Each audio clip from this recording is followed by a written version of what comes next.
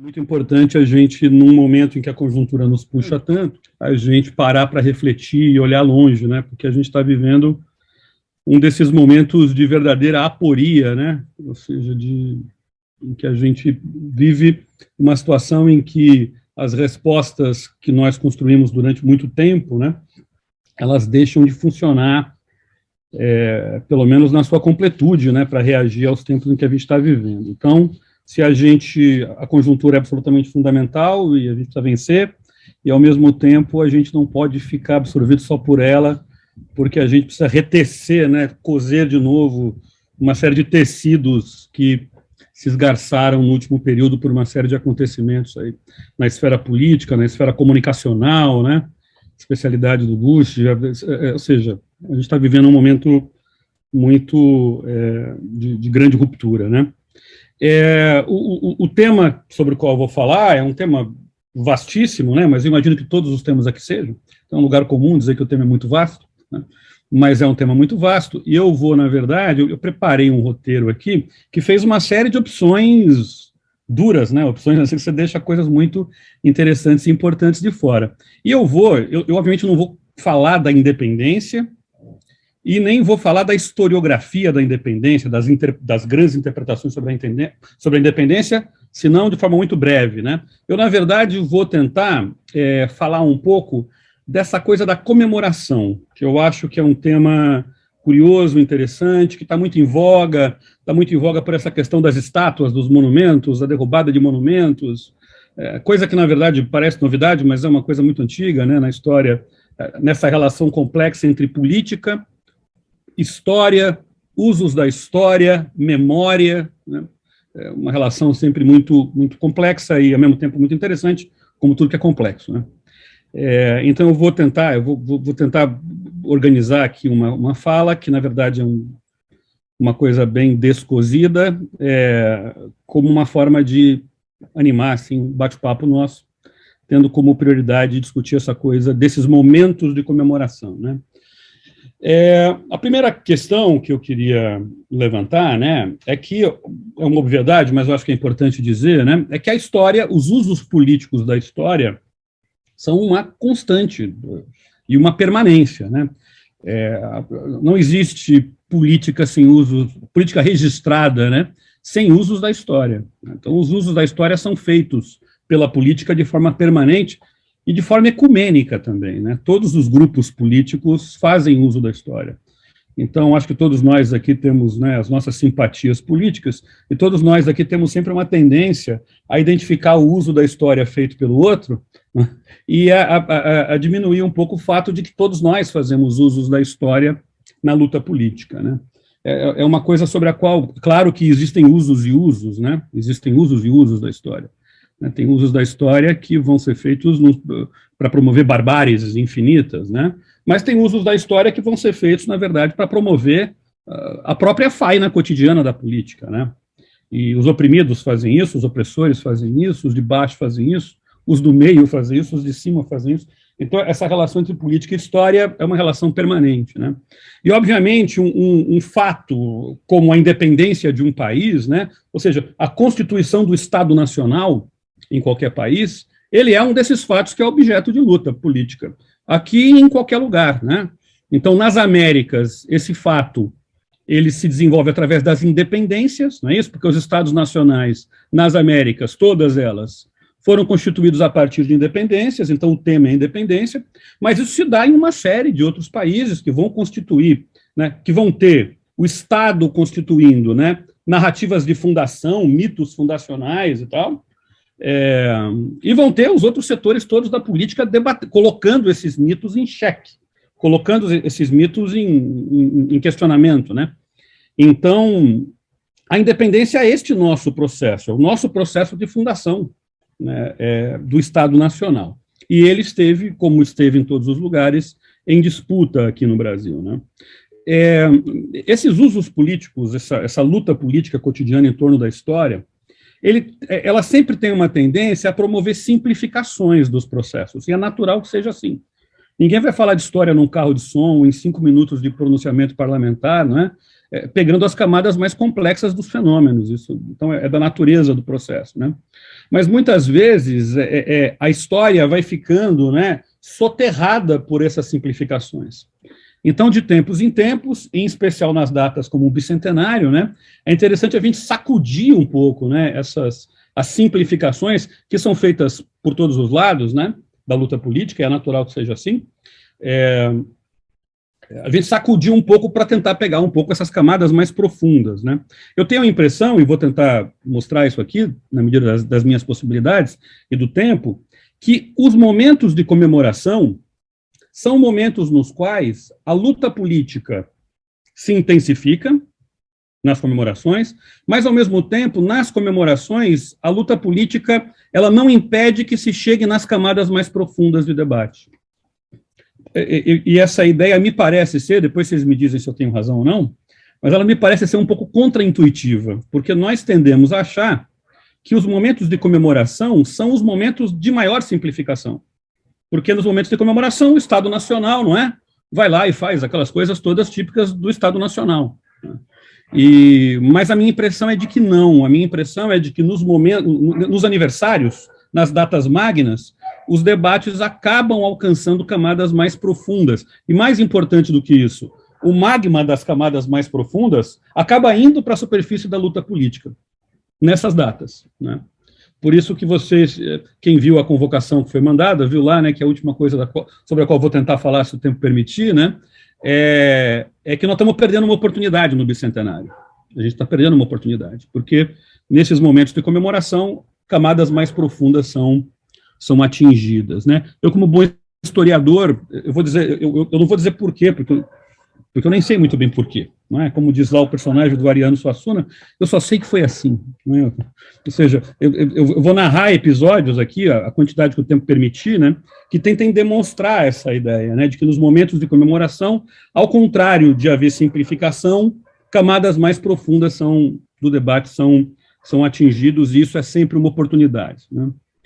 Ao contrário do que a gente pensa intuitivamente, porque, em especial, gente progressista como nós estamos aqui, né, tende a considerar esses momentos de comemoração momentos um pouco rançosos, né, aquela coisa de educação moral e cívica, né, então, por isso que eu digo que é uma ideia assim, um pouco contraintuitiva, e peço que vocês comentem isso depois para me dizer se eu tenho razão.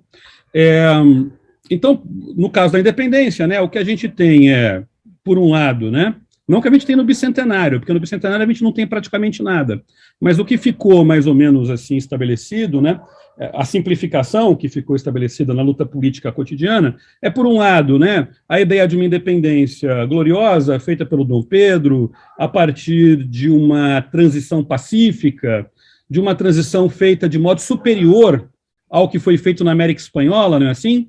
Onde a independência resultou em luta sangrenta, resultou em dispersão territorial, não é? O Bolívar perdeu a briga por manter a América Latina unida, por conta dos interesses regionalistas, né? Isso deriva, em alguns casos, né? A gente está vendo aí uma volta um pouco tétrica de um discurso monarquista, né? Esquisito, muito diferente dos outros discursos monarquistas que o Brasil já teve, né? Por exemplo, na boca de um Eduardo Prado, né? Que saudade do monarquismo como do Eduardo Prado, né? Fala aqui, obviamente, um republicano, né? Mas nós éramos felizes e não sabíamos, né? Quando a gente tinha uma defesa monárquica como a que já foi feita no Brasil, né? Chega ao elogio da monarquia, que é um pouco o sentido do arremedo de comemoração que o governo está fazendo. Não sei se isso saiu na imprensa, né? Que a comemoração do bicentenário organizada pelo governo está na mão desses setores defensores da monarquia, né? E tal. Então a coisa chega nesse nível. E, por outro lado, a gente tem, né, um discurso feito pelo nosso campo, pelo campo progressista em geral, né, que é um discurso que vai questionar a independência e que, na quadra na qual nós estamos, esse questionamento assume bastante da cobrança de que setores sem visibilidade ganhem visibilidade, né? Então, é importante falar dos negros na independência, é importante falar das mulheres na independência.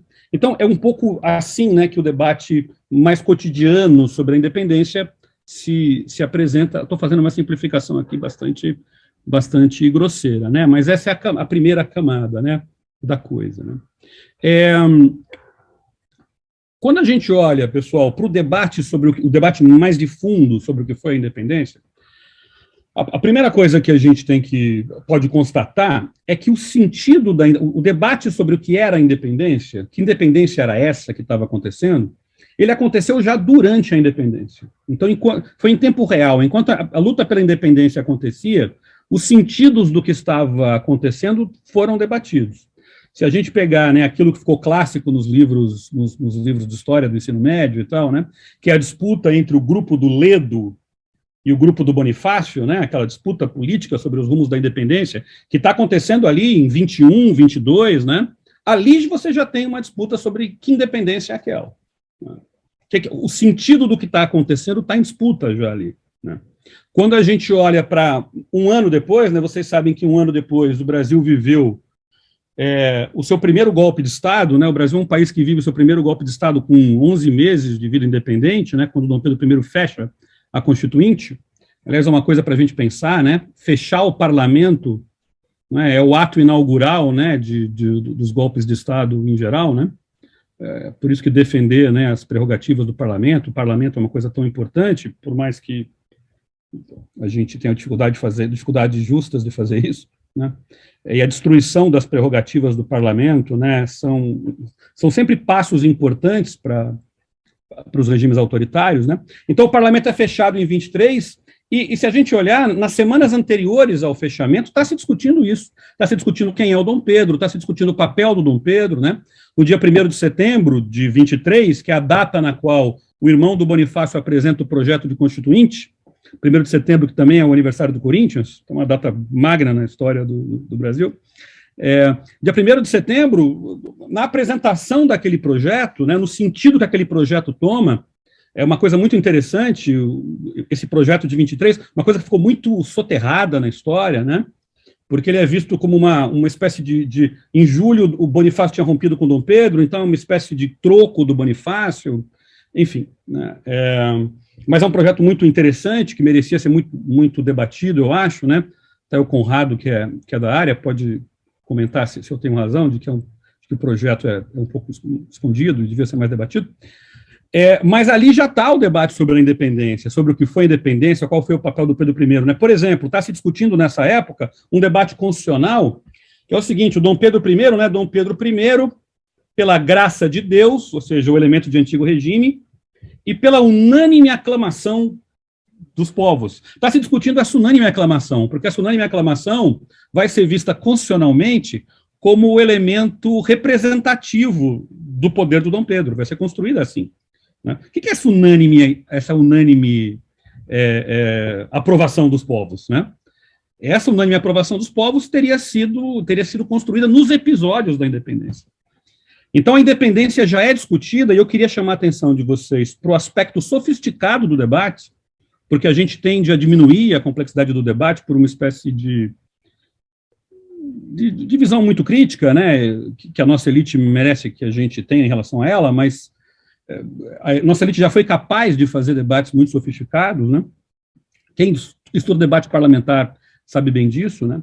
Então já está ali em 23, um ano depois da independência. Mais para frente, pessoal, no Império do Brasil, né, o debate sobre a independência do Brasil, ele também é um debate que, claro, ele tem, né, como sempre, uma superfície de simplificação, e a gente sabe, né, que qualquer coisa simplificada a um nível de simplificação demais gera distorção e tudo isso. Então existe isso, porque no Império do Brasil, né, a gente tem os jornais, a gente tem as polêmicas, a gente tem uma série de grupos políticos, né, um verdadeiro festival a imprensa brasileira do Império, né, um dado objetivo da história nacional do Brasil no século XIX, né, a riqueza da imprensa. Todo grupo político, por menor que seja, tem o seu jornal. Aliás, a gente tem jornais que são jornais de figura, a gente tem jornais no Império que são escritos por um cara, é o jornal do sujeito, o cara escreve o jornal da primeira até a última linha, e é o jornal dele. Então, é uma riqueza grande, né?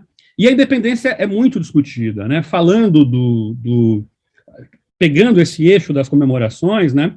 Tem 2 anos que são muito interessantes no Império, tem muitos outros, mas 2 anos especialmente interessantes.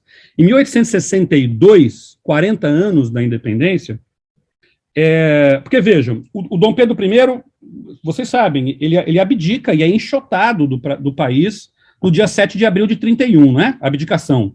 Abdicação, pessoal, é o primeiro movimento de massas do Brasil independente. Claro, você tem algumas coisas regionais, mas o primeiro grande movimento de massas, né? O Dom Pedro, a abdicação acontece com, usando as palavras da época, tropa e povo na rua, né? Uma coisa liderada pelo parlamento, né? Um exemplo de aliança entre parlamento e povo, né? Inclusive, isso é vazado pelos parlamentares, em especial pelos parlamentares, vamos dizer assim, mais liberais aqui no sentido da primeira metade do século XIX do termo, né? Quando o liberalismo é uma coisa que ainda tem, né, um sal mais revolucionário e tudo isso, é vazado em termos meio franceses, ou seja, essa aliança entre parlamento e povo, que leva à abdicação, é vista mais ou menos como 1789, 1790, 1791 na Revolução Francesa, né? Os momentos em que povo e parlamento, a junção entre povo e parlamento coloca o rei na parede, ou derruba o rei em última instância, né? Não vai se chegar, obviamente, à ideia de guilhotinar o rei, mas de se tirar o rei do poder, né? Então a coisa é vazada nesses termos. Em 62, num ambiente em que o Dom Pedro é visto, pessoal, o Dom Pedro I, durante a maior parte do século XIX, é visto como uma figura deletéria. Essa é a imagem geral que o Dom Pedro tem, né? É a imagem de uma figura ruim, né? Basta se ver, né, que uma série de coisas que estão ligadas à imagem de Dom Pedro II estão ligadas à noção de se construir alguém diferente do pai, em tudo diferente do pai, né? Para a gente ver um pouco como é a imagem do Dom Pedro, e obviamente a imagem do Dom Pedro está ligada ao que é a independência, o que foi a independência. Em 1962, os pedristas tentam mover uma pedra, é um episódio interessantíssimo. 1862, 40 anos da independência. Essa pedra é a inauguração de uma estátua equestre do Dom Pedro I no Rio de Janeiro, na Praça da Constituição. E é um episódio interessantíssimo. Por quê? Porque esta comemoração, ou seja, a inauguração da estátua, é uma coisa cívica, uma estátua equestre, com todo o peso que uma estátua equestre tem, né? Porque quando a gente pensa em pintura histórica e em escultura histórica e tal, a estátua equestre é o ponto alto, né, disso. É interessante quem é de São Paulo, né, pensar, né, nessa imagem interessante. Eu não sei se algum artista já registrou isso em alguma chave, mas devia ser registrada, né, que é a estátua equestre do Duque de Caxias cercada pela Cracolândia. Eu acho que essa é uma imagem poderosa da cidade de São Paulo, muito simbólica, muito forte, né? É uma estátua equestre numa posição tremenda. Não é fácil uma estátua equestre, pessoal. É uma coisa que é oferecida a pouca gente, né? Tem toda uma simbologia em torno disso, da estátua equestre do mundo todo e tudo isso. E se faz uma do Duque de Caxias, numa circunstância muito interessante e tudo. E ela hoje ali cercada pela Cracolândia, uma coisa cheia de símbolo, né? Da qual muita coisa pode se tirar, eu acho, simbólica e artística. Mas vai se fazer essa estátua, e a estátua provoca um debate catártico no Brasil. Um debate impactante. Por quê? Porque, por um lado, né, os liberais mais radicais brasileiros, né, se movimentam de forma muito assertiva para atacar o Dom Pedro I, e essa movimentação é uma movimentação que se dá no nível da política, porque vai se tentar politicamente votar contra se fazer estátua, ou seja, vai ter uma movimentação no nível conjuntural e político, mas essa movimentação ela está ligada a uma interpretação de fundo sobre a história do Brasil. Na estátua, o Dom Pedro é representado equestre, né? E ele está com a Constituição na mão. Inclusive, o dia escolhido para a inauguração é o dia 25 de março, que é o dia da outorga da Constituição de 24. Então, na estátua, tem toda uma concepção do que é o Brasil até aquele momento.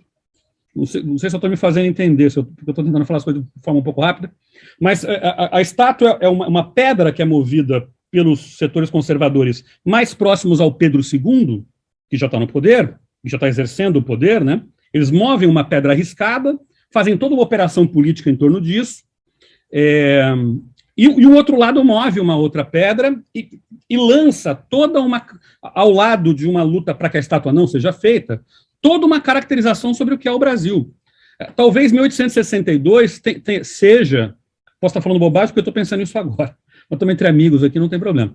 Talvez 1862 seja, pessoal, o primeiro momento de um balanço geral do que o Brasil foi até aquele momento.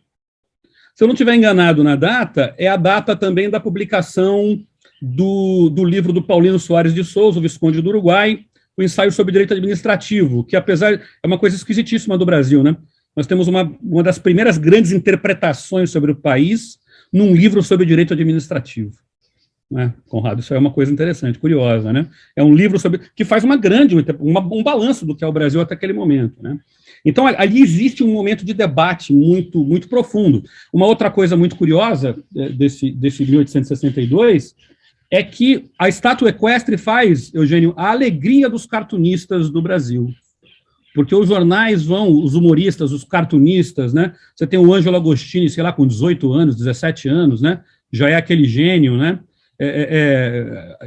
Desenhando as coisas mais interessantes e engraçadas e tal. Uma coisa que depois é captada pela nossa historiografia das artes, né, na Guerra do Paraguai, ou seja, 9 anos depois, né, porque na Guerra do Paraguai, a Guerra do Paraguai, pessoal, é um momento em que, quando você olha para os jornais, em especial para os cartoons, você vê que a monarquia está ferida.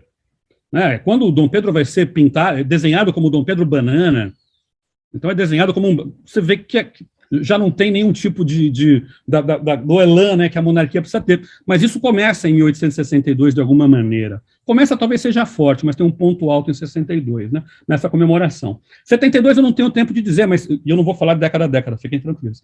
72 tem uma outra coisa interessante, é um outro momento de debates, né? Só para citar, 72, 50 anos, é a data do famoso salão no qual estão expostas a pintura do Pedro Américo, a Batalha do Avaí, e está exposta a pintura do Vitor Meirelles, a Batalha do Riachuelo. Ou Guararapes, se eu não me lembro, acho que Guararapes. Então, é o salão em que essas duas pinturas estão expostas. Isso aqui, pessoal, cria um outro debate catártico. Ajuda, né, a desenvolver um outro sobre o passado brasileiro. Porque vai se discutir Pernambuco, vai se discutir Guararapes, que a gente sabe que é um dos mitos fundadores do Brasil, inclusive é o mito fundador que o exército brasileiro sustenta, né? Naquela ideia de que um negro, um branco e um índio, né, feito Churchill, Roosevelt e Stalin, né, se juntam para defender a nacionalidade contra os estrangeiros e tudo isso. Tem toda isso está na pintura do Vitor Meirelles, né? Então, isso é muito debatido. O mesmo Ângelo Agostini tem um cartoon sobre isso absolutamente brilhante, né, uma charge sobre isso absolutamente brilhante e tal, né? Poderia falar de mais coisas, mas a gente pode ir direto para 22, né? 1922, o centenário da independência. O centenário da independência, pessoal, é uma outra coisa muito interessante. E aqui eu aproveito para lembrar, né, para recordar, a dimensão americana da questão da independência. Por quê, pessoal? A maior parte das independências nas Américas acontecem num espaço muito pequeno de tempo. Tem a independência dos Estados Unidos em 1776, né, que acontece bastante antes. Você tem, sei lá, Cuba no fim do século XIX. Mas a grande maioria das independências acontece num dominó, né? É um dominó de independências. Você tem Estados Unidos e Haiti, né, antes, e depois Cuba e algumas que não vão... Porto Rico até hoje é uma colônia e tal, que estão depois, né, algumas delas no futuro. Mas você tem uma concentração muito grande. Então, entre 1810, a independência da Argentina, e 1825, a da Bolívia, você tem, sei lá, 30 independências no meio do caminho. O que isso provocou, pessoal? Isso provocou um fenômeno muito interessante. Toda a América Latina se debateu ao mesmo tempo no centenário. Vocês compreendem? Todos os países discutiram seus centenários de forma mais ou menos simultânea. E em 1922 acontece um fenômeno muito curioso e muito interessante. Até 1922, não, 1910, já explico por quê. Acontece uma coisa muito interessante, uma verdadeira virada. Até 1910, como é que se olhava a América Espanhola? A América Espanhola era o que tinha dado errado, e nós o que tínhamos dado certo. Por quê? Porque a América Espanhola tinha feito uma independência fraticida, com guerras e tudo isso, e a América Espanhola não tinha conseguido construir a unidade territorial que nós tínhamos conseguido construir. Certo? Então, a América Latina, a independência aqui deu errado, a nossa aqui deu certo. O que acontece em 1910, pessoal? A comemoração da independência da Argentina. Na virada do século XIX para o século XX, a sensação geral, um verdadeiro senso comum, é que a Argentina havia sido um país que tinha dado certo. Primeiro, a Argentina era um país que vivia um sucesso econômico gigantesco, enorme, que depois vai se mostrar uma onda apenas, né? Mas foi uma onda longa. Por quê? Vocês conhecem, né?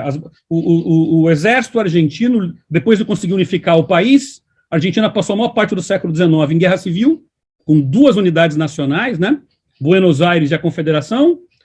Eles conseguem essa unidade em 1880 e depois da unidade eles liquidam, né? É um massacre, chamadas Campanhas do Deserto, que liquidam as populações indígenas de todo o sul da Argentina. O processo de ocupação dessas terras obtidas na Campanha do Deserto é o maior massacre indígena das Américas, ganha dos Estados Unidos, né, esse promovido pela Argentina. Esse massacre enorme, ele permite a incorporação de uma quantidade de terras gigantesca, né, à produção nacional, o que faz com que a Argentina ocupe um lugar importante no momento da pauta de exportações, em que a carne, enfim, é todo um processo econômico bem-fazejo, que vai dar com os burros na água, mas demora para dar. Então, tem-se a impressão da Argentina como um país próspero economicamente. A Argentina foi um país que conseguiu uma alfabetização em massa no século XIX. A Argentina tem índices de alfabetização no século XIX que são índices próximos do da Europa, em especial no final do século XIX. Claro, superada pela França, que é um fenômeno, né, que até hoje ninguém explicou muito bem, né, a impressionante alfabetização na França no 1700 ainda, mas enfim, é um índice muito alto, o que impacta tremendamente as pessoas. Vocês devem imaginar, né, o que é para a intelectualidade brasileira você ter uma população largamente alfabetizada. Você tem, né, a área de letras, né, de história da literatura mostrou isso com clareza, né? Você tem toda uma geração de intelectuais, escritores brasileiros que tem como grande aspiração viver da sua arte, viver de escrever, viver de literatura, né? Eles enxergam como grande obstáculo para isso uma população analfabeta no Brasil, né? E a Argentina faz isso. Além disso, a Argentina faz, nosso tema aqui do Brasil nesse momento, né? A Argentina faz em 1917, importantíssimo, ano da Revolução Russa, ano da gravação do primeiro samba, né? Ano da greve geral aqui no Brasil. A Argentina faz em 17 uma eleição que elege e dá posse a um presidente da República, no mínimo progressista, mas eu acho que a gente pode dizer que era um homem de esquerda, que é o Irigoyen, né, que é eleito presidente da Argentina. É eleito, toma posse e faz um mandato, o que dá às pessoas a sensação de que a Argentina, poxa vida, é um país vitorioso do ponto de vista da construção de uma democracia consolidada, né? E o mais impactante para os nossos intelectuais, pessoal, a Argentina é um país que elege um homem como Sarmiento presidente da República. Domingos Faustino Sarmiento, que é um gigantesco intelectual latino-americano, que escreveu um enorme clássico, né, das letras e da política na América Latina, que é Facundo, Civilização e Barbárie, né? O I é importante, não ou, Civilização e Barbárie, que é eleito presidente da República, né? Depois disso, ou antes disso, eles tinham eleito o Mitre, o Bartolomé Mitre, que é um sujeito conservador e tudo isso, mas um grande historiador, né? Os historiadores interessados em América Latina sabem disso. Então, é um país que elegeu para a presidência da República intelectuais, né? Isso impacta a gente, por exemplo, como Machado de Assis. Se vocês procurarem nas completas do Machado de Assis, vocês vão encontrar 2 ou 3 artigos elogiosíssimos à Argentina. O que isso cria em 22, pessoal? Isso cria a sensação, então em 10, né? A comemoração em 10. Isso inflaciona as expectativas sobre 22. Vocês compreendem? Por comparação. Então, a sensação geral é que a gente tem um país que parte da mesma situação que o Brasil, talvez de uma situação até pior que o Brasil, porque é um país dividido em guerra civil e tal, que consegue, né, chegar ao seu centenário da independência de mãos cheias, e a gente chega em 1922, pessoal, de mãos vazias. Né? É bom lembrar, em 1922 existe um processo que merece ser estudado, que é muito interessante, de comemoração oficial do centenário, tem todas as coisas rançosas das comemorações oficiais estatais, mas tem muita coisa interessante nessa comemoração, que eu não tenho, sobre a qual não tenho tempo de falar aqui, mas a gente conversa sobre isso um outro dia. Mas 22, pessoal, o ano do centenário, que vai, na verdade, né, pessoal, o Rio de Janeiro é virado de ponta cabeça, existe a Exposição Universal no Rio de Janeiro, enfim. Esse ano de 22 é o ano da Semana de Arte Moderna, não sei se o Wisnik está aí, mas depois, se ele assistir, né, ele pode comentar isso e tal. A Semana de Arte Moderna está impactada pelo fato de estar acontecendo no ano do centenário, né? Então, a gente tem a Semana de Arte Moderna, a gente tem a fundação do Partido Comunista, que poderia ser um episódio que não tinha relação com o tema, mas é bom lembrar, porque os partidos comunistas são fundados nessa época em tudo quanto é lugar, então não necessariamente tem alguma ligação com o tema. Mas é importante a gente lembrar quem é a figura fundamental da fundação, né? É o Astrogildo Pereira, que é um homem, já é uma pessoa da cultura brasileira. É o menino que foi lá, soube que o Machado estava morrendo, furou ali, né, para chegar no Machado moribundo. É esse cara que está fundando o partido. E tem o evento catártico dos 18 do Forte, que é uma catarse, pessoal. Aquela matança de menino que é os 18 do Forte, certo? Aqueles meninos que morrem ali em Copacabana, né, que saem para morrer, aquela coisa toda. Então, o centenário é uma coisa tremendamente impactante e forte, né? Uma coisa, bem rapidamente, que é o sesquicentenário, né, olha, essa questão tem que ser testada, tem que ser submetida, essa ideia, né, tem que ser submetida a fogo cerrado, né? Não tem nenhum fogo cerrado maior do que uma comemoração no meio da ditadura, né? A ditadura brasileira promoveu em 72 uma enorme comemoração, que é a comemoração do sesquicentenário, né? Foi uma coisa grandiosa, né? Com uma iniciativa poderosíssima da ditadura em 72. Mesmo aí, pessoal, mesmo aí, se vocês pegarem, né, um filme que é tido como um símbolo, né? Eu não sou da área do cinema, mas me parece ser tido como um símbolo da propaganda estatal e rançosa, né, sobre um evento histórico, né, que é o filme Independência ou Morte.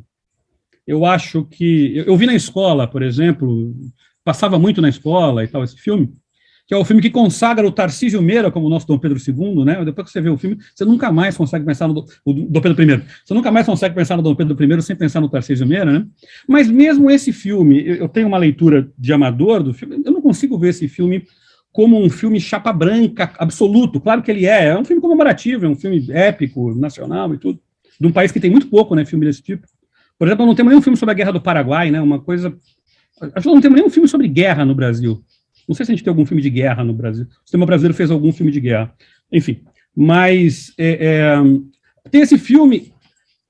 Eu não consigo enxergar aquele Dom Pedro do Tarcísio Meira como um Dom Pedro glorioso, né? Um Dom Pedro que na hora ali da proclamação, né, empurra o cavalo que está na frente dele, fala merda, não sei o que e tal, e xinga de palavrões, né? E o filme destaca muito o lado sensual do Dom Pedro I, mas não numa chave esteticamente interessante, numa chave um pouco pornochanchada, né? Enfim, e a própria interpretação do Tarcísio, né? Em 1972, pessoal, no meio do sesquicentenário, o Pedro Pomar, né, ou seja, um revolucionário que está na guerrilha, né, publica um texto que no meio da ditadura circula, né, havemos de construir a verdadeira independência do Brasil. O bicentenário, na minha visão, termino com isso, ele poderia ser num momento no qual nós carecemos de convergência, né?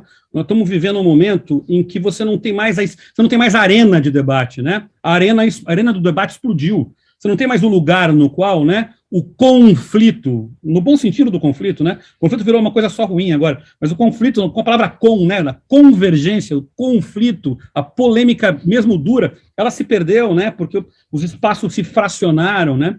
Mesmo os setores progressistas, né, não conseguem mais discutir, né? A discussão entre os setores progressistas é uma gritaria infinita, virou uma gritaria infinita, né? Eu não estou falando de polêmica dura a gente sempre teve, mas havia os lugares, até na ditadura havia os lugares em que havia arena, né, em que os atores se moviam, as garrafas eram contadas, né? Isso explodiu, né? Então o bicentenário poderia ter sido isso, né? Ainda que o governo federal pautasse o bicentenário de forma muito reacionária. ainda que os progressistas perdessem o debate do bicentenário, né? Termino com um exemplo, em mais 30 segundos. Pega o caso, a Revolução Francesa. A Revolução Francesa acontece em 1789. Em 1889, a França para se discutir. São 100 anos da Revolução Francesa. Um debate ganho pela esquerda. Para ser mais exato, um debate ganho pelos socialistas. É quando Jean Jaurès, o grande historiador, político, líder, né, da esquerda do PS francês, publica a sua História Socialista da Revolução Francesa. É quando se forma a cátedra na Sorbonne da Revolução Francesa, tem até hoje. Uma cátedra que tem uma sequência de catedráticos de esquerda, marxistas, a maioria deles, nem todos e tal, mas de esquerda, né? 1989 aconteceu de novo, bicentenário da Revolução Francesa. Quem ganhou o debate, pessoal? Os setores conservadores, porque era 1989, estava caindo o muro, era uma... Vocês compreendem? Mas os dois momentos foram esses momentos catárticos de convergência, né, que de certa maneira tem o poder de recompor uma espécie, vou usar um termo polêmico, tirem dele a carga conceitual, de esfera pública. Né? Esses momentos têm a força de produzir esse tipo de processo. Né? Em setembro, nós vamos ter a inauguração do Museu Paulista, do velho Museu Paulista. Né? Dava para... que é uma coisa muito interessante, uma coisa que construiu, né, uma narrativa muito conservadora, né, a partir em especial da inteligência do Toné, né, do Afonso Toné, mas que também foi dirigido pelo Sérgio Buarque de Holanda, né, quando ele escreveu os livros sobre o bandeirantismo. É um museu que elogia o bandeirantismo, o papel de São Paulo na independência, constrói uma independência paulista, né, e constrói uma república paulista também. Mas, olhando para o ano, é o fato mais forte de todos, essa inauguração, né? Termino fazendo essa provocação, né? Não é fácil, pessoal, é setembro, 20 dias antes das eleições, né? Mas como a gente tem aqui várias pessoas que participam do debate público, né? Talvez esse momento da inauguração do... Se eu tiver razão no pressuposto, de que o bicentenário da independência é uma oportunidade, talvez esse momento, né, da inauguração do museu, que vai acontecer em setembro, no dia 7 de setembro, seja uma hora, né, de a gente fazer algum tipo de redução de danos, né, e tentar estabelecer algum tipo de debate maior sobre esse aniversário que a gente está perdendo, né, na minha visão. A minha pergunta vai ser... Eu queria pedir para você falar um pouco do uso político da história na linha da invenção da história, ou da construção do passado, né, um passado a conquistar, que está em voga agora, sobretudo quando você diz que essa comemoração, talvez a gente esteja perdendo esse 7 de setembro, porque há uma apropriação, a sensação que a gente fica, de feitos que muitas vezes até não existiram. E nós estamos vivendo na iconografia um movimento muito interessante, que é o fato de a candidatura do Lula e do Alckmin ter começado a usar o símbolo da bandeira nacional, as cores verde e amarela. Precisa ver como vai ficar isso. Então, a minha pergunta é um pedido para você falar um pouco sobre isso, sobre essa apropriação que é uma apropriação que reconfigura, repagina e, às vezes, inventa passado.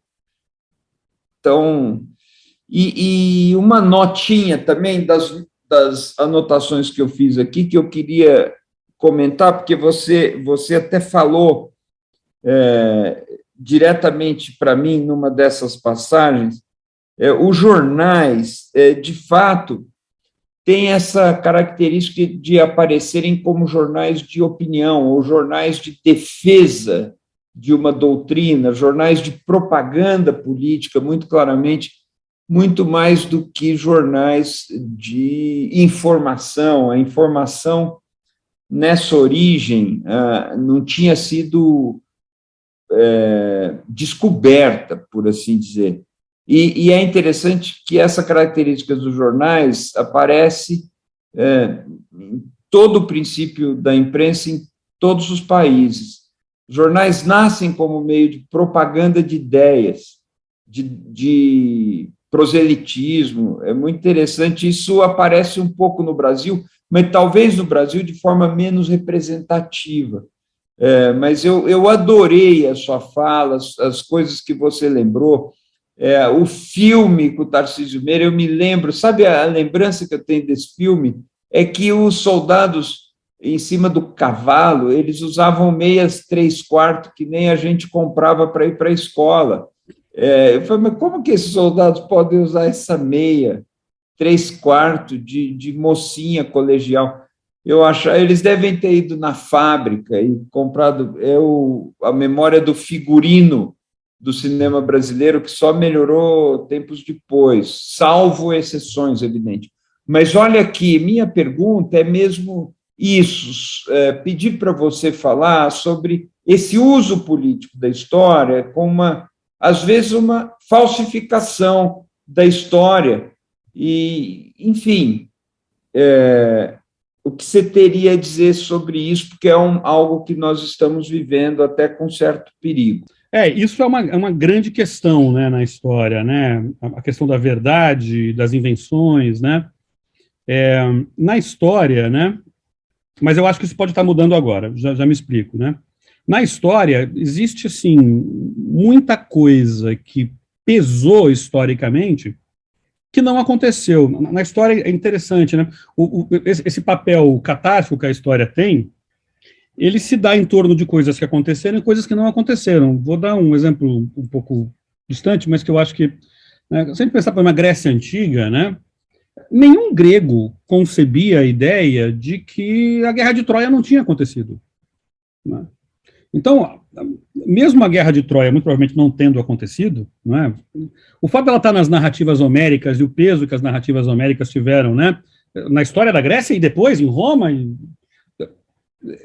se tornou uma coisa secundária. Então, é um fato da história importante, uma coisa que não aconteceu, que ganha o status de fato histórico, né, e opera na realidade como fato histórico, ainda que não tenha acontecido, né. Então, um exemplo um pouco distante, né? Se a gente for pensar, mesmo setores, assim, os setores pelos quais a gente tem simpatia, né? Então, você falou no começo da minha parceria com o Silvio, né? Uma das coisas que eu e o Silvio fazemos é estudar o Luiz Gama. Nós somos apaixonados pela figura do Luiz Gama. Estudamos e nos metemos, enfiamos em arquivo para achar processo dele. Enfim, nossa área de estudos, hobby, obsessão, né? E você pegar, por exemplo, a figura da mãe do Luiz Gama, né? A Luísa Maim. A gente sabe quase nada sobre a Luísa Maim. O que a gente sabe sobre a Luísa Maim é uma carta que o Luiz Gama escreveu, né? Ainda bem, a pedido de uma figura, na qual ele fala da sua biografia, né? E ele diz lá, por exemplo, que a Luísa Maim, mãe dele, né? Saiu da Bahia, provavelmente por ter participado da revolta do Dr. Sabino, você não sabe nada. E ela fugiu para o Rio de Janeiro, e ele não teve mais contato com ela. Isso que o Luiz Gama diz, né? A Luísa Maim foi transformada numa personagem verdadeira. Muita gente acredita que ela de fato existiu, que ela participou da Revolta dos Malês, ou seja, se construiu uma história em torno dela. Eu não estou falando do romance belíssimo, né? Um Defeito de Cor, que é um romance, aqui é outra coisa, né? A história dela é romanceada. Mas eu estou falando de uma percepção que o movimento social, por exemplo, tem, né? De uma personagem cuja história que é mobilizada no cotidiano, da forma mais progressista possível, diz respeito a coisas que muito provavelmente não aconteceram na sua maior parte, né? Então, eu acho que isso é uma constante. Qual que é a questão? A questão é esse momento da pós-verdade que a gente está vivendo, né? Aí é uma questão que eu não domino, mas eu tenho a mais absoluta certeza de que o uso de coisas que não aconteceram como matéria histórica, ele é uma coisa quando você tem a verdade como um parâmetro comum que organiza o debate, né? Ou a busca da verdade. História não tem verdade, a gente sabe bem disso, mas vocês estão entendendo o que eu estou querendo dizer. Quando esse parâmetro se dissolve, a coisa ganha um outro grau de gravidade, me parece, né? Mas aí você é mais especialista nisso do que eu. Ou seja, né, essa questão dos fatos, da verdade, tudo isso, né? Eu tenho a impressão de que a gente pode... Eu falei uma coisa brincando outro dia, num tweet, até... Mas eu acho que é verdade. Nós estamos vivendo, eu acho, Eugênio, não é nem mais uma crise da verdade. Nós estamos vivendo uma crise da verossimilhança. Ou seja, as coisas que são ditas, não é que elas não precisam mais ser verdade, é que elas não precisam mais ser verossimilantes, né? O Conrado está aqui, que é do direito, eu sou da área de história, deve ter mais gente aqui da área do direito de história. A gente sabe que verossimilhança não é uma coisa qualquer para a humanidade, ou seja, a coisa se aproximar da verdade, ter a verdade como parâmetro, ter a verdade como referência, se construir em torno da verdade, isso é uma... E quando a gente pega o Olavo de Carvalho, por exemplo, né, digo isso como um amador, tá? Eu não conheço o campo da comunicação e tal, mas ele me parece ter investido até mais contra a verossimilhança do que contra a verdade. Quando ele diz que a Pepsi é feita de feto, ele está testando, ele está esticando, né, as coisas. Fumar faz... Vocês compreendem? Então, e esse ataque é um ataque que tem consequências. Olha, ele pode ter mais consequências do que os ataques contra a verdade. Porque como a verdade é uma coisa... Bom, a verdade é um dos grandes temas da filosofia, né? Mas a verdade opera muito mais como referência, como a luz, né, em torno da qual a mariposa, do que como verdade mesmo, né? A maior parte da operação da verdade é como verossimilhança. A verdade é o norte, a verdade é a referência, é em torno da verdade que se diz. E as pessoas constroem, em especial nas humanidades, discursos verossimilhantes. O que é a opinião? Né? O que é a política, em última instância? Né? A política está mais relacionada à verossimilhança do que à verdade. O que está dentro da verdade é a técnica, não é a política. O que é sediado dentro da verdade é a técnica, ou a ciência dura, se a gente quiser, né? Com todas as vírgulas que isso merece. Então, esse ataque contra a verossimilhança é muito grave. E o ataque contra a verossimilhança destrói a história. Porque o que separa a história da literatura é que a história, como diz o meu professor Fernando Novaes, é que a história se constrói como aproximação da verdade. Ela só tem... E a aproximação é a verossimilhança. Né? Se eu colocar aqui, né, uma pessoa defendendo, né, se a gente colocasse aqui num debate, uma pessoa defendendo que o Napoleão acabou com a Revolução Francesa, o fim da Revolução Francesa é a chegada do Napoleão ao poder, e colocasse uma segunda pessoa dizendo, não, o Napoleão é a revolução a cavalo, ele é o cara que construiu, né, a grande polêmica sobre o Napoleão, as duas grandes correntes e tal, como é que a gente se posiciona numa coisa dessa? Em torno da verossimilhança, não em torno da verdade, porque a verdade não é... Enfim, né? Mas eu estou chutando aqui bastante, porque eu não sou nenhum estudioso da questão, né? Então eu diria que sempre teve falsificação, em especial as histórias nacionais, né? São montadas em torno de coisas que não aconteceram, em linha geral, né? Mas a coisa muda de figura, na minha opinião, quando a verdade, sei lá, derrete, não sei que verbo usar para falar disso, e quando a própria verossimilhança, me parece, está sob ataque e em crise, né? Pediria gentilmente se você pudesse refletir conosco sobre o próprio sentido histórico da palavra independência. Você não desenvolveu ao longo da sua apresentação o que significava de fato a palavra, a ideia de independência, a ideia de soberania. Quer dizer, era alguma coisa meramente de proteção de fronteiras? Esse conceito carregava algo mais sofisticado no sentido das relações internacionais? Você poderia falar um pouco mais sobre essa questão? Eu diria que isso teve, né, tinha múltiplos significados, né? Se você pensar, por exemplo, né, na turma ali, vamos dizer assim, na geração que vai ser a geração do pós-independência, gente como Gonçalves Ledo, Clemente Pereira, né, essas pessoas, eu acho que a independência tem um sentido puramente político, de autonomia nacional, e um sentido jurídico também, né? Você tem uma profunda relação na cabeça dessa turma entre independência e Constituição. São coisas imediatamente correlatas, né? Então, está se pensando a coisa do ponto de vista político, e você tem quem discute isso de forma muito inteligente, é o professor João Paulo Garrido Pimenta, que diz, olha, quando acontece no Brasil, você tem esculhambam a América Espanhola, mas a América Espanhola é o modelo. Então você tem essa ideia da separação política. Mas se você olha para um cara como Bonifácio, por exemplo, José Bonifácio, o Bonifácio está pensando numa outra coisa. O Bonifácio está pensando na independência em termos típicos do romantismo alemão. Ele está pensando a constituição de uma identidade nacional, ele está pensando a questão de uma certa uniformidade fenótipica no povo, ele vai defender a mestiçagem. quando você olha, né, a luta dele, quando você pega os argumentos dele contra a escravidão, quando você tira a primeira camada, que é a camada política, de denúncia, vamos dizer assim, humanitária da escravidão, né, até uma tintinha cristã que ele vai colocar, ele tirou essa camada, que é a camada política, agitativa e tal, o que está é uma questão de identidade, que é uma questão típica do romantismo alemão. Bom a gente lembrar que o Bonifácio, né, chegou no Brasil com 56 anos, e ele antes tinha sido um cientista importante na Europa, e tinha viajado a Europa toda. O Bonifácio estava em 1790 na França, durante a Revolução Francesa. O Bonifácio esteve no que viria a ser depois a Alemanha. Ele teve contato com Humboldt, né? Ele teve contato com esses, ele lia em alemão. A Leopoldina gostava muito dele, né? Leopoldina falava, o Bonifácio é o único homem culto nas cartas para a irmã, e a única pessoa com quem eu posso falar em alemão. Então ele dominava o alemão e ele estava com essas coisas todas do romantismo alemão na cabeça. Então eu diria que tem muitas coisas. Tem até a ideia da dependência econômica, da independência econômica aqui. A gente tem, por exemplo, já na independência, inclusive meu pós-doc é sobre isso, já nesse momento da independência, nós temos os nossos Hamiltons aqui. A gente tem uma turma que defende que o Brasil deve ser um país manufatureiro, industrializado. Eles vão ser derrotados no debate, mas a gente tem.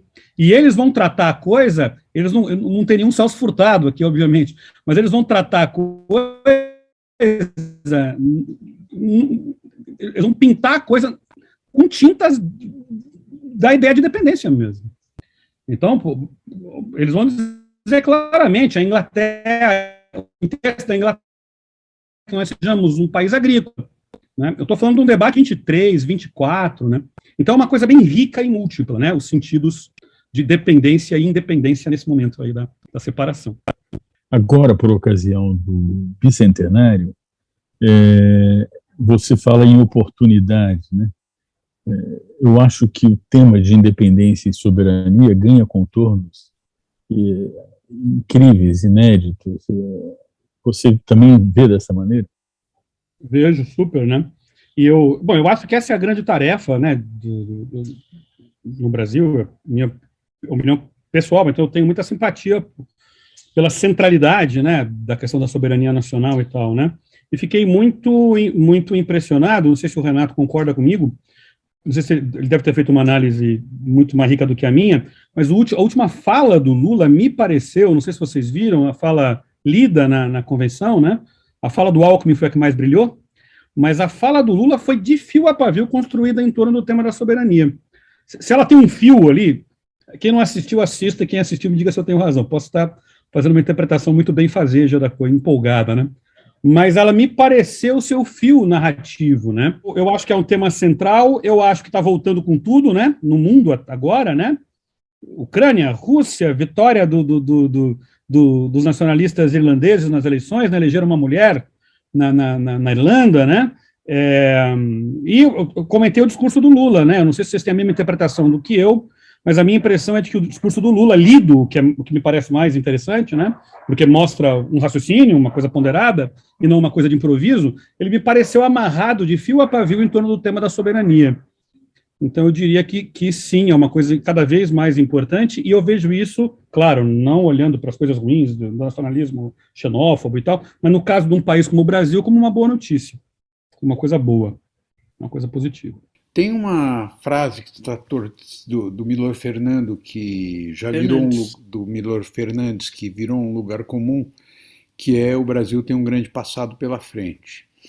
E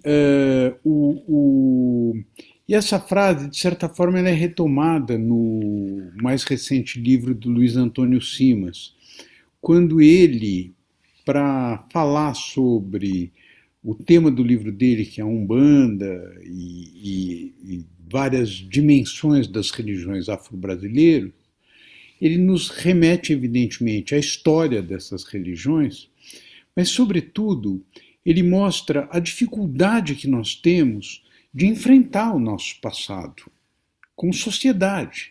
Quer dizer, toda a mitologia que você descreveu, ela permanece cada vez que se toca no fato de que o país, sobretudo nesse momento que o Brasil é um país racista,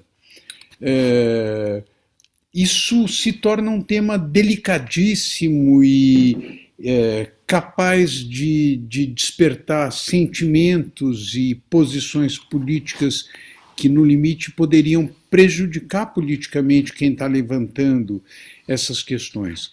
E, obviamente, a minha compreensão do que você disse quando você fala que há uma oportunidade na comemoração do bicentenário, essa oportunidade seria, antes de tudo, a gente encarar esse passado, coisa que nos é extremamente difícil. Então eu queria te ouvir basicamente sobre isso. O que você acha disso? O que significa essa oportunidade que nós poderíamos ter com a comemoração da independência? Evidentemente, se nós estivéssemos numa situação em que a democracia não se encontra sob ameaça, num governo normal, as comemorações da independência seriam muito mais interessantes do que serão agora, com tudo que nós estamos vivendo. Mas, especificamente, sobre essa relação com a tragédia que permanece, que permeia a nossa maneira de ser, a nossa sociabilidade, que é a escravidão, como é que isso se relaciona com essa questão da independência? Eu concordo inteiramente, né? Nós temos uma forma muito especial de lidar com o passado aqui no Brasil e instituições, né, que sempre foram muito competentes em fazer essa disputa em relação ao passado, obviamente operando interesses das elites no Brasil, né? A gente sempre teve muito sucesso, o lado de lá sempre teve muito sucesso nisso, né? E eu acho que seria uma oportunidade grande, né, porque nós estamos vivendo um momento, me parece, né, de grande ascensão do movimento negro no mundo, né, que tem como polo principal, né, os Estados Unidos, a luta nos Estados Unidos, mas que eu acho que cedo ou tarde, né, a coisa desembarcará aqui em termos um pouco mais de luta um pouco mais, vamos dizer assim, ampla e decidida, e eu acho que acontecerá cedo ou tarde, né? E eu acho que a independência seria um momento forte de se discutir isso, porque o único país do mundo que fez a sua independência e aboliu a escravidão no mesmo ato foi o Haiti, né? O Haiti fez a Revolução Haitiana, que é a maior revolução que já aconteceu nas Américas, né? Uma revolução que faz a independência e abole a escravidão no mesmo ato, né? Os Estados Unidos não fez isso, o Brasil também não fez isso. Isso poderia dizer, tudo bem, não tem problema, então o Brasil fez o que todo mundo fez. Por outro lado, né, o peso relativo do Brasil muda completamente. Na escravidão, muda completamente isso, né, pessoal? Foram retirados da África 12 milhões de pessoas à força. 10 milhões de pessoas chegaram vivas. Nas Américas todas, 5 milhões vieram para o Brasil. Esse é o peso relativo do Brasil na escravidão, é metade, né? Então, o fato do Brasil ter feito a independência e o debate na independência sobre a escravidão não ter sido nem pauta, ele não teve força nem para pautar, nem para se transformar em debate.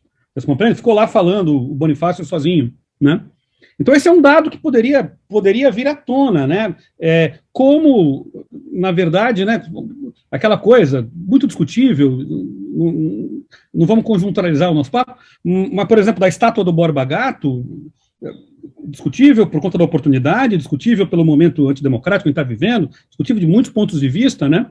Ela vai lá e punciona uma ferida, objetivamente, e você passa 15 dias discutindo bandeirantismo no Brasil. Então, eu acho que seria uma oportunidade da gente romper essa casca, né, que você descreve bem, que é uma casca muito bem feita, muito poderosa, muito bem construída, muito amarrada, e muitas vezes, por ela ser muito bem feita, sustentada, inclusive, por gente progressista, enfim, né? Então, nesse sentido, eu acho que seria uma oportunidade, como foi, né? Isso é o sentido do que eu disse. Em outros momentos, esses aniversários foram momentos de coisas poderosas, né? Em vários sentidos. Nesse também, eu acho que poderia ser, se o Estado Nacional tivesse colocado a bola em jogo, né? O Estado podia ter sido da pior maneira possível, mas ter colocado, né, ter dado o pontapé inicial para que um jogo houvesse, né? O negacionismo é a negação da própria verossimilhança, né? Então, se a gente for ver esse processo do negacionismo na história, mais do que o negacionismo sobre a verdade técnica, factual, como o Gilson vem, é um negacionismo daquilo que poderia estar num arco de debate, num arco de interpretação e de discussão, no arco do relativismo, que pode ser relativo, mas que permite tem um ponto contra. Cara, a Terra é redonda. Né? É aquela coisa objetiva. A pessoa disse aquilo. Está gravado, tem filme, ela disse aquilo. E o que a gente tem de fato, você usou um termo muito bom, de esgarçar até o que poderia ser visto aí como verossimilhança. Eu queria colocar para a discussão um segundo termo do debate, que é o quanto que isso, inclusive, interfere no ficcional e na estética, que sempre bebeu da verossimilhança para a construção de narrativas. E quando a gente vê a estética atual, era a estética do meme, do selfie, que não tem nem relação com a verossimilhança. Né? Os caras inventam qualquer coisa, colocam qualquer coisa, e a partir disso constrói verdade. Dito isso, a minha pergunta tem mais a ver com o efeito disso na história. E, primeiro, como é que você enxerga essa mudança sobre o pensamento coletivo ao longo desses 200 anos? Porque a gente fala que a disputa é de campos, mas qual campo mesmo? O campo ideológico em si, sobre uma noção clara de esquerda ou direita, relacionado à visão sobre costumes, economia e visão de Estado, é uma forma muito das ciências políticas olharem isso. Mas quando você vai falar da população, que é o meu ofício, talvez a gente esteja muito mais vinculado ao quanto que eu acho que a minha vida vai melhorar por soluções coletivas versus ao quanto minha vida vai melhorar por soluções individuais e pelo esforço próprio. Como é que você enxerga esse aspecto na história, nesses 200 anos? E uma provocação no final, a memória do passado é, em geral, melhor do que a percepção sobre o presente? Porque em várias pesquisas nossas, a gente vê que quando você fala de uma memória, na época da minha avó a educação era melhor, a saúde das pessoas era muito melhor na época do meu tataravô. Porra nenhuma, a expectativa de vida era com 30 anos. Mas a percepção que existe sobre isso é que o passado era o melhor do que o presente. O posicionamento atual da presidência, desse negacionismo, tentava trazer a ditadura militar como uma expressão desse passado, dizendo que era melhor do que o presente. E hoje, numa comparação direta de um candidato que é o incumbente, que é o Bolsonaro, mas que vive o presente, comparado com o passado, que é a candidatura do Lula, ou seja, é uma avaliação de história, de comparação da história com o presente. Será que essa visão sobre essa disputa do passado, né, que o Walter Benjamin nos lembra, todo momento sobre a necessidade de se disputar o passado, se manifesta de uma forma diferente do que se manifestou em 2018, na medida em que, hoje, dentro do universo do passado recente, o passado é nosso desse campo, e o presente é a barbárie? Sempre existiu uma disputa dos fatos históricos, por interpretar os fatos, é uma camada da questão, e tem uma outra camada da questão, que é a disputa da memória, né? A gente pode dizer que a diferença entre memória e história é que a história são os acontecimentos que eu conheço, que eu sei, né? É uma coisa que está mais no campo do racional, e a memória é mais uma sensação que a gente tem sobre o passado, né? É esse tipo de disputa, por exemplo, que os monumentos de toda a cidade fazem, né? Toda a cidade tem uma composição de monumentos, de estátuas, de nomes de rua, Aqui tem uma luta importante pela memória. É uma batalha. Vocês compreendem? Ninguém está disputando o acontecimento concreto e tal, né? Mas tem uma espécie de memória que está sedimentada na cidade. Como a cidade é o lugar da política, a cidade é o lugar da política, né? Isso voltou a estar em disputa, no passado esteve, né? Então, existe uma batalha permanente pela memória, que nem sempre a gente luta. Às vezes a gente, os progressistas, os democratas, ou até a esquerda, então, adotamos a tática do Paulo Leminski, distraídos venceremos, né? Mas eu acho que esse campo é um campo fundamental de batalha, e é um campo no qual o Bolsonaro sentou, né? Não à toa os caras montaram uma produtora de vídeos que não está produzindo vídeo sobre o passado, sobre o presente, nem sobre o futuro, é sobre o passado. Estou fazendo documentários para rediscutir temas da história e tudo isso, né?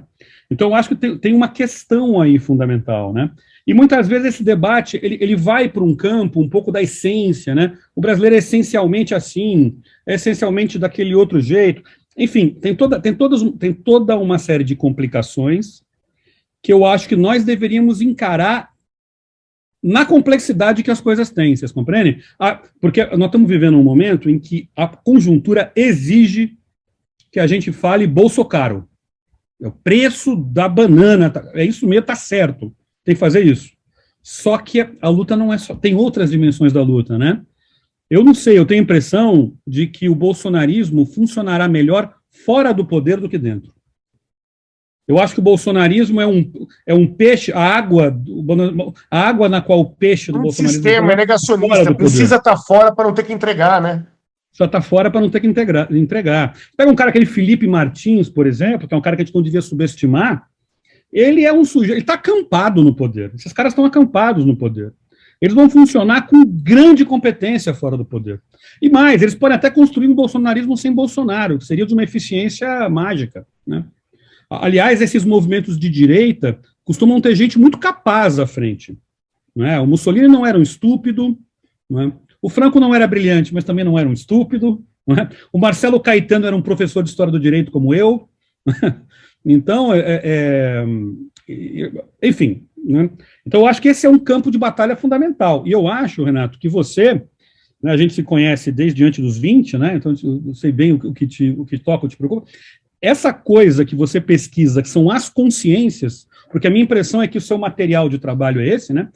Essa é a questão fundamental, né? As consciências para além do em quem eu vou votar semana que vem, né?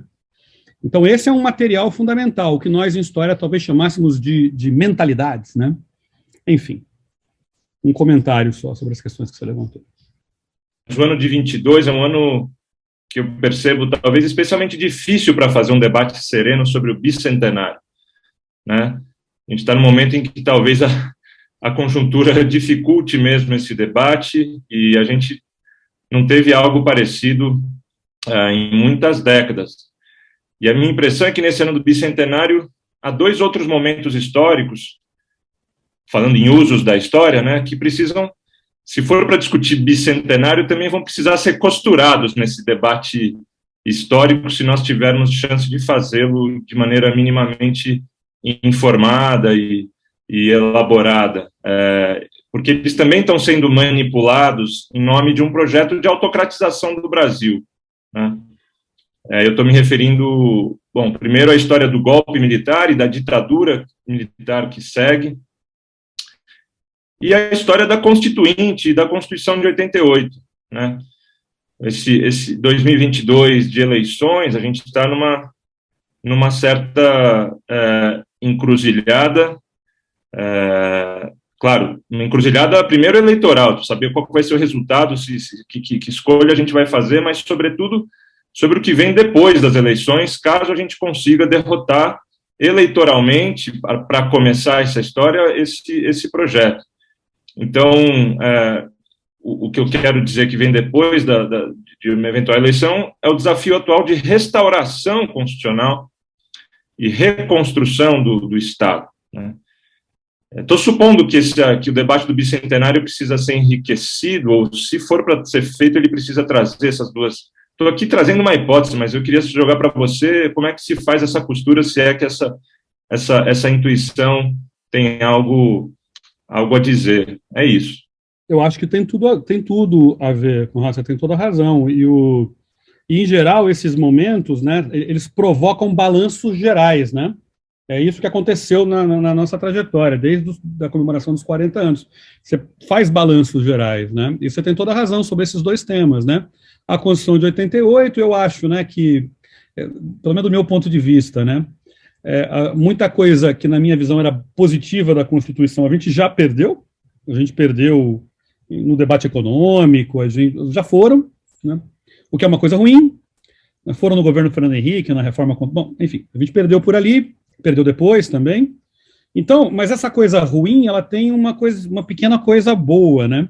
O que restou de 88, o que restou da Constituição de 88 é mais unitário entre as pessoas que comem de garfo e faca, não é? Porque tempos atrás a gente teria mais dificuldade de defender a Constituição de 88 porque a gente teria, né, ali coisas que não uniriam minimamente os democratas, né? Mas agora não, né? Então ela é uma ou a peça de resistência, né, de defesa. E eu acho que o balanço da ditadura é fundamental, né? É fundamental de ser feito. Tenho dúvidas sobre como, a hora e por onde fazer o debate, né? O melhor jeito de abordá-lo para vencer, né? Porque quando a coisa ganha dimensão política, né, a gente tem que juntar a correção histórica e tal com a tática, né? Para poder não perder com honra. A gente não está podendo, né, pessoal? Eu acho que é um dos problemas fundamentais dos progressistas, né? A tática de perder com honra, né? Jamais queria estar do lugar dos que venceram e tal, que é uma coisa muito bonita, né, do Darcy e tudo, mas não estamos podendo, agora a gente está precisando ganhar, né? Então, pegar o debate, né, pelo rabo, né, pelo lugar no qual a gente pode vencer, né? A gente está encostado na parede, né? E, como diz o Walter Benjamin, que o Renato falou, né, estamos cansados de derrotas, né, de um acúmulo de derrotas. Nós estamos precisando muito vencer, né? Mas eu acho que esses temas são fundamentais e eu acho que eles viriam nos marcos de um bicentenário comemorado com o Estado movendo a pedra, né? Coisa que eu achei que fosse acontecer, achei que o Bolsonaro ia fazer, mas eles não fizeram e eu acho que teria sido bom se tivessem feito. Você me provocou, inclusive, nas minhas lembranças do meu professor de História, né? Que, ao falar da independência, ele sempre falava de 4 coisas que ficaram na minha memória, né? Primeiro, a construção de uma nação independente. Segundo, o surgimento da nacionalidade brasileira. O terceiro, a implantação de uma monarquia, né, que acho que foi uma das poucas monarquias da América Latina que permaneceram, né, ali. E segundo, o surgimento da dívida brasileira. Ele dizia que nós tivemos de pagar pela independência, não sei se confirma isso, né? Acho que 2 milhões de libras, alguma coisa por aí, que nós tivemos que devolver para os portugueses, alguma coisa assim, que ele insistia nisso, né? Mas por que eu estou colocando isso? Porque a pergunta do Otávio eu acho que é fundamental. Quer dizer, o que é uma nação independente? Eu acho que esta é a questão que nos provoca agora, né, nesse ano, né, e nessa conjuntura em que você tem aí essa possibilidade da gente virar com a vitória do Lula. Eu acho que isso é...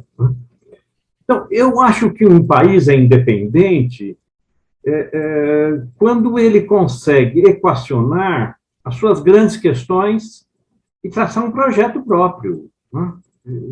Eu acho que esse para mim, é o que é a síntese de um povo independente, né?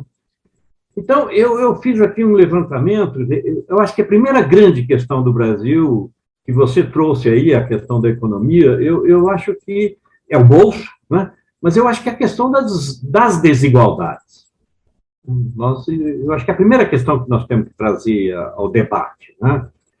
Nós não podemos esquecer, gente, que 60% da população brasileira acima de 24 anos não completou a educação básica. Quer dizer, é muita gente, tá, que não completou o que a Constituição nos dá de direito. Tá? Bom, ao mesmo tempo, eu acho que, ao lado das desigualdades, eu acho que quando o Ricardo traz a questão do racismo, eu acho que é a segunda grande questão que nós precisamos olhar esta questão sempre presente no Brasil, né? A terceira, eu acho que é a questão da democracia, que está ameaçada. A quarta é a questão do clima, eu acho que é uma questão, e a questão do gênero, né? Então, eu acho que nós temos que pôr na mesa isso para discutir. E eu acho que, não sei se você concorda, mas o movimento da independência no Brasil teve um apoio das elites brasileiras na ocasião muito forte, não é? Quer dizer, eles queriam, não é, a independência por N razões, que não cabe aqui a gente voltar, e você sabe melhor do que eu. Então, agora, que condições nós temos para trazer ao debate estas grandes questões para que o Brasil possa ter um projeto? Agora, se nós permanecermos com esta situação de desigualdades presentes no Brasil hoje, né, nós não vamos conseguir dar um passo adiante, porque, no fundo, o que nos separa de 1822, senão que as elites permanecem, e a situação das desigualdades, elas se ampliaram, aumentaram muito, né? Então, nós temos uma situação que nós vamos enfrentar. E, a meu ver, hoje, comemorar a independência é ter um projeto de nação. E um projeto de nação em cima das grandes questões do Brasil. E é isso que nós vamos trazer para o debate da eleição, tendo como base que, olha, o bolso está sentindo, quer dizer, a fome está aumentando e o povo está passando necessidade. Então, é preciso mudar essa situação no Brasil. Tá? Não sei como é que eu fui provocado, né, a lembrar de determinadas coisas pela sua, e aí talvez a questão que o Otávio fez, bom, o que é independência? Foi por isso que eu estou te colocando essas questões, porque eu acho que nós vamos aproveitar esse momento para isso. Eu assino embaixo o que você disse. Eu acho que é exatamente, a nossa pauta é exatamente essa. Eu acho que a questão da dependência, né, ou seja, a manutenção da dependência, ela é uma espécie de cordão, né, que nos prende para realizar boa parte da pauta, né, que você levantou, que eu acho que é uma pauta excelente, porque, na verdade, né, o que a gente tem é uma situação na qual, né, quem escreveu sobre isso foi uma brilhante, na minha opinião, foi o professor Muniz Bandeira, né, a gente tem um tipo de configuração geopolítica no mundo em que nós temos, né, o grande irmão do norte aí, né, ele não aceita a existência, não é que ele não aceita a existência de uma potência rival ao sul, é que ele não aceita a presença de uma potência mínima, de um país minimamente desenvolvido. Se a gente olhar o golpe de 64, né, o que o golpe de 64 é, né? O golpe contra o programa do Goulart. O que é o programa do Goulart? O programa do Goulart é um programa civilizacional, não é? Então, esse tipo de estrutura, né, esse tipo de estrutura, que é a estrutura da dependência, ele me parece ser um problema, né, não precisa nem pegar no Goulart, precisa pegar no próprio governo Lula. Né? Os governos Lula e Dilma, eles são governos reformistas fracos, vamos dizer assim, governos de um reformismo fraco. E são governos que não são aceitos. Então,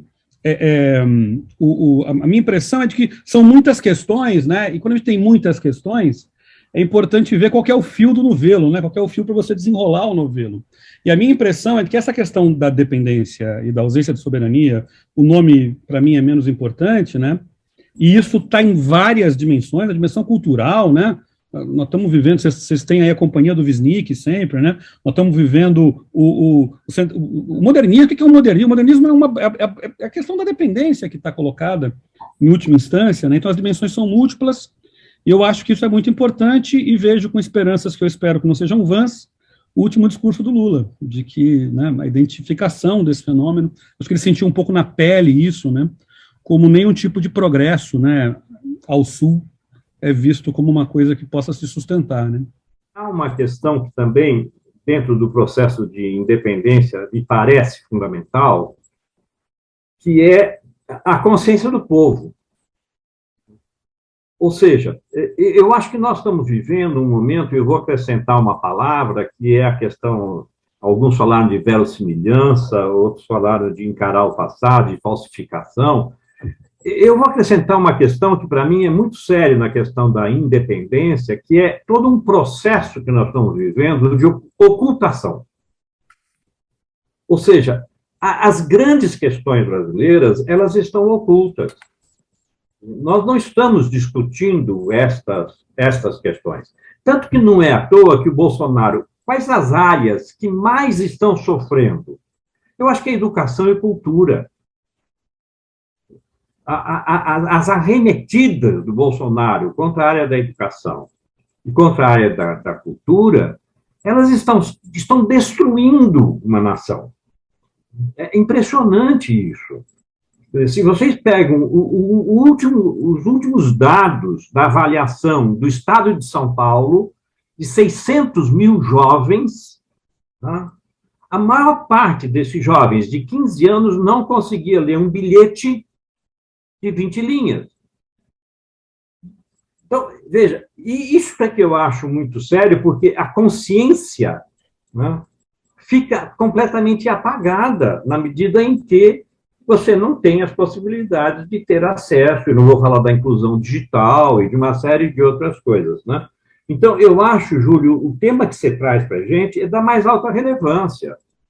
Como é que nós podemos aproveitar este momento, né, que é essa comemoração, para fazer disso uma cerimônia onde a gente possa rever o caminho percorrido e apontar para o futuro? Eu acho que essa é a mensagem que você traz hoje para nós. E isso talvez seja uma novidade, eu não sei bem, porque a gente está vivendo esse momento de ruptura tecnológica, comunicacional, então eu não sei se existe um lugar de discutir a coisa central mais. Sim. Porque antes o problema era achar a coisa central. Hoje eu não sei se tem arena para fazer isso, porque o que a Revolução Francesa faz, né? Ela cria uma esfera pública que é um lugar em que tudo acontece, a cidade, né? A impressão que a gente teve em determinado momento é que as redes iam virar a nova cidade, o lugar em que, o caldeirão em que as coisas são jogadas, as garrafas são contadas. Então, o problema é que a minha impressão de amador e de ignorante no assunto é que uma revolução, que eu chamaria de comunicacional, não sei se esse nome é bom, implodiu a arena, o lugar em que as coisas... Então a gente retrocedeu, né, ao momento em que a gente não tem mais o lugar, né?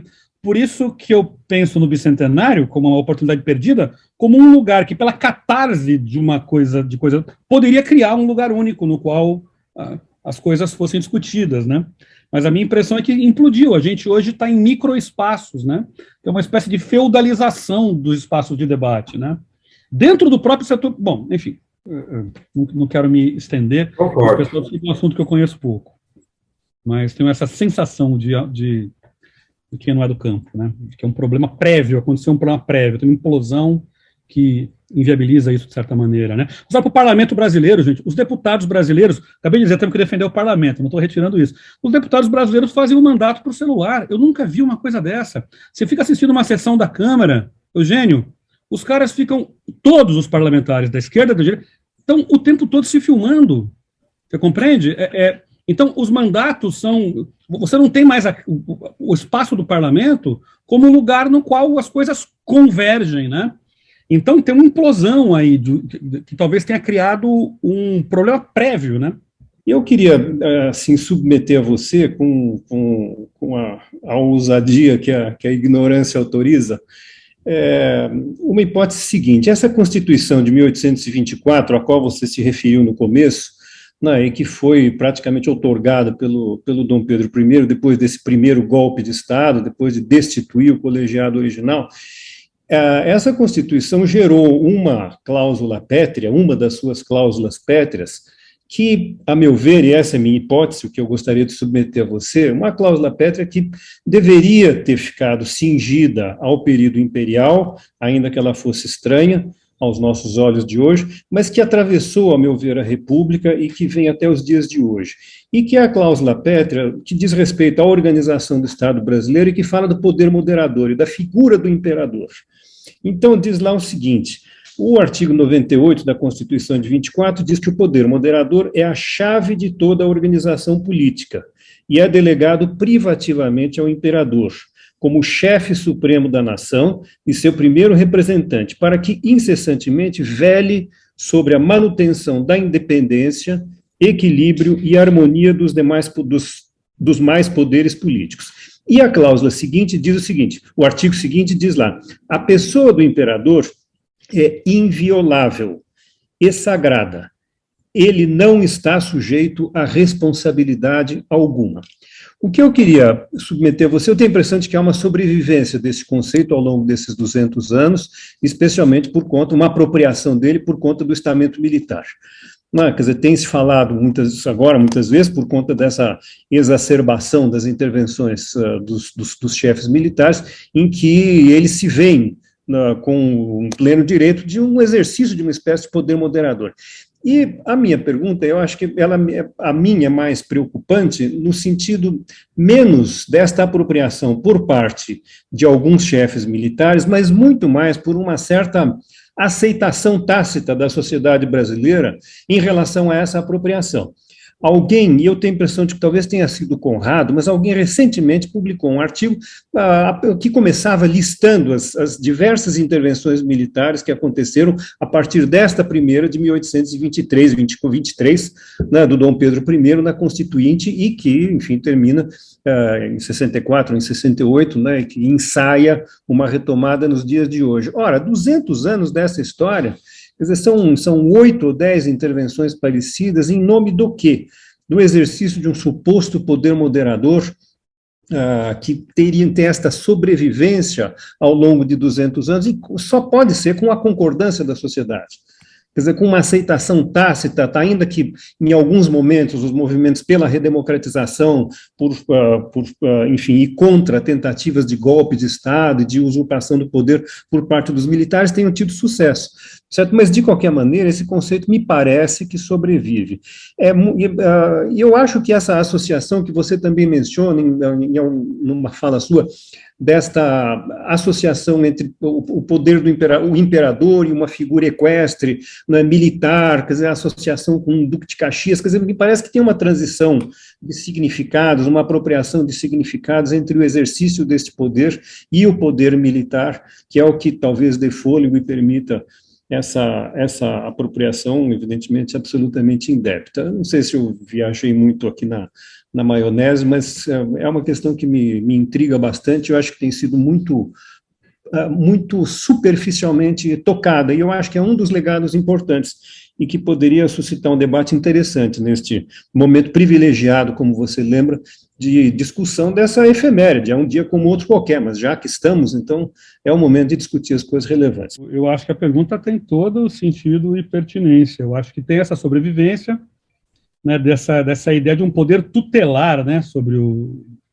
E é uma coisa que foi lá, é uma história curiosa e tal, foi importada lá do Benjamin Constant. O único lugar que as ideias do Benjamin Constant foram... Essa posição do Benjamin Constant foi aplicada, foi no Brasil, e depois na Constituição de Portugal, porque você sabe que o Dom Pedro I é derrubado aqui, vai para a França, arma um exército, derruba o irmão, toma o poder em Portugal, como Dom Pedro IV, e outorga a nossa Constituição lá, a Constituição de 24 lá. Então lá também tem o poder moderador durante o mandato nenhum, né? O reinado do Dom Pedro IV, né? Mas só aqui lá tem essa jaboticaba, né, do poder moderador. Eu acho que, aí o Renato pode me corrigir se eu não tiver razão, mas eu acho que cá entre nós aqui, a existência desse poder tutelar sobre os outros poderes, ela corresponde a uma espécie de, vou usar um termo que talvez não seja muito exato, mentalidade no Brasil, de consciência no Brasil.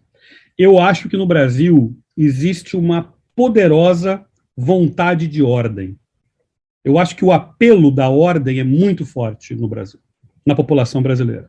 Eu e o Silvio temos um artigo que se chama Todos contra os Escravos no Império do Brasil, no qual a gente discute uma hipótese, né, uma ideia do seguinte: a escravidão no Brasil, ela foi não teve nenhum lugar uma escravidão como a do Brasil, não só pela quantidade, que eu já falei, mas pelo fato de que os escravizados se espalharam por todo o tecido social.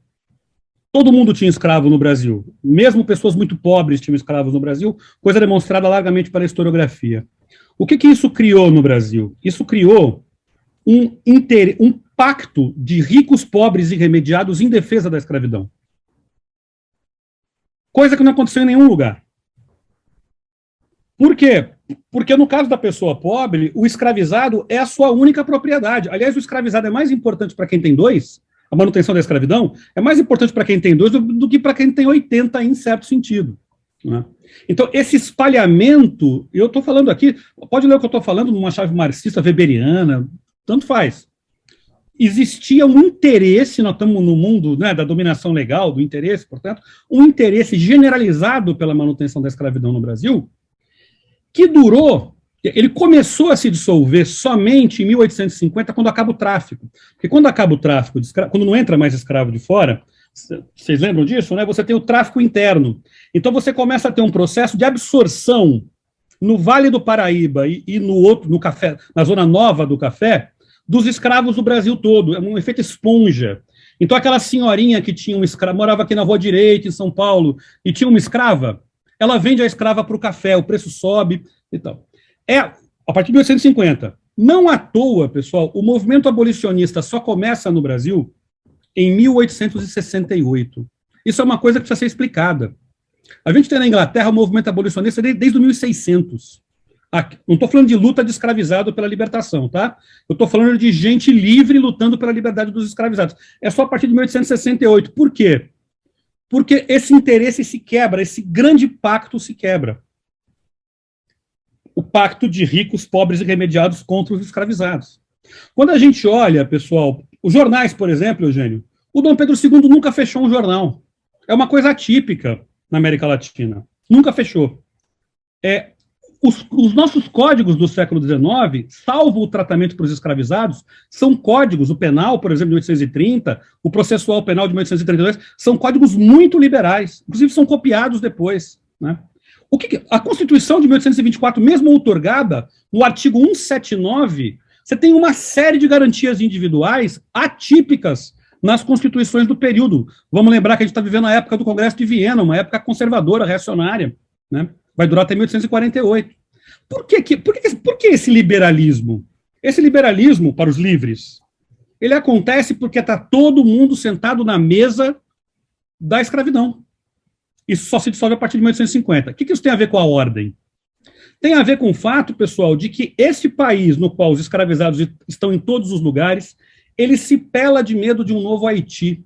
O Haiti é uma grande rebelião, a rebelião dos escravizados, a desordem, a luta dos que não têm nada, é um medo compartilhado pelos pobres no Brasil. Como nós temos um racismo popular no Brasil. O racismo no Brasil não é exclusividade da elite. Nós temos um racismo popular no Brasil, né? Por isso que ele é tão forte e tal, né? Então eu diria que essa vontade de ordem, que talvez tenha nisso uma das suas raízes, né, faz com que toda vez que alguém se apresenta para organizar as coisas, ele seja relativamente bem recebido, né? Então eu sou o poder moderador, né, que vou botar ordem nessa bagunça, já que os outros poderes estão brigando, né? Eu acho que ele não é uma coisa exógena, né? Ele, de certa maneira, cala num lugar que está na cabeça das pessoas, né? Nós temos uma vontade atípica de ordem no Brasil, tenho a impressão, né? Só quem pode medir isso é o Renato Meirelles através das suas pesquisas, né? Mas eu tenho essa forte sensação. Então, eu acho que o que você identificou é corretíssimo, né? Essa permanência da ideia de um elemento que pode colocar as coisas em ordem, e eu tenho uma sensação, que é uma má notícia se eu tiver razão, de que isso, infelizmente, encontra um apelo em amplos setores da sociedade por questões que estão ligadas à nossa formação, que estão ligadas ao racismo também. Eu acho que isso está muito ligado à pergunta do Ike.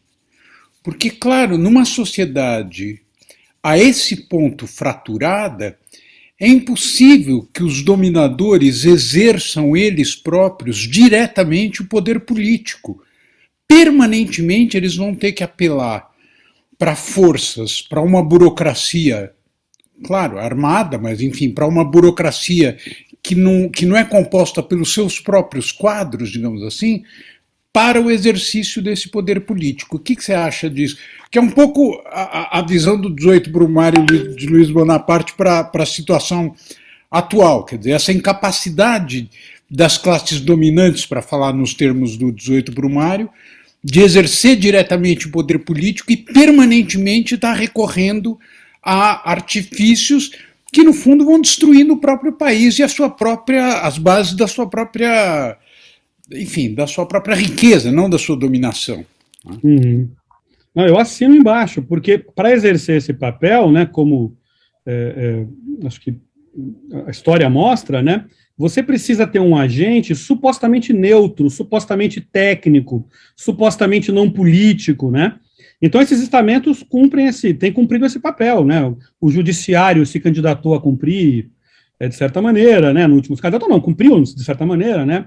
Invocando um suposto caráter técnico, papel técnico, neutralidade, né? Nós temos aqui na reunião, né, a principal figura, né, que organiza o debate crítico sobre o judiciário brasileiro, que é o Conrado, faz isso de forma isolada não, porque tem mais gente fazendo, mas acho que a coragem do Conrado, né, dá a ele uma proeminência grande nesse papel. É uma crítica que não se faz, né? Eu acho que o Moro, né, cumpriu o papel de desmoralizar um pouco essa ideia da tecnicidade, né, do caráter. E os militares têm isso, eles ainda detêm esse patrimônio. A gente não conseguiu fazer com que a matança que aconteceu, né, durante o mandato do ministro da Saúde do Exército, né, que é do Exército, esse é o nome da personalidade, queimasse isso, desmoralizasse isso, né? Esse pode ser, pessoal, um legado que o Bolsonaro deixa de alguma maneira, né, que é, na verdade, arrastar, né, o Exército e as Forças Armadas nessa lama do governo dele e diminuir essa sensação falsa, né, de que esses aparatos, essas burocracias de Estado teriam, né, a necessária independência e está acima da disputa política, né, como na ideia do bonapartismo, para poder instaurar a ordem, né. Mas eu acho que é uma tarefa em aberto ainda, né, e é um debate que nós precisamos fazer para poder mostrar como esses estamentos, na verdade, não só estão vinculados a projetos políticos, como Conrado tem mostrado de forma muito corajosa, eles, na verdade, estão se refastelando, se lambuzando no poder de forma ridiculamente momesca, né? Aliás, momesco não pode ser ridículo, né? O nosso Luiz Antônio Simas me criticaria. O Momo é o único rei que amei, como dizia o Aldir Blanc. Então, não botemos o Momo nisso, mas se lambuzando no poder, né, como o judiciário faz aí com todas as regalias, e como parte do judiciário faz com todas as regalias, e parte do estamento militar, porque não são todos, né, fazem com esses salários inacreditáveis, com todas as mamatas aí que a gente sabe que estão rolando, né. Talvez seja uma chance, né, da gente tirar esse véu de suposta tecnicidade, que é absolutamente necessária para fazer o que o Luiz Henrique falou, né, funcionar como esse poder moderador. Essa aura é um pressuposto, né.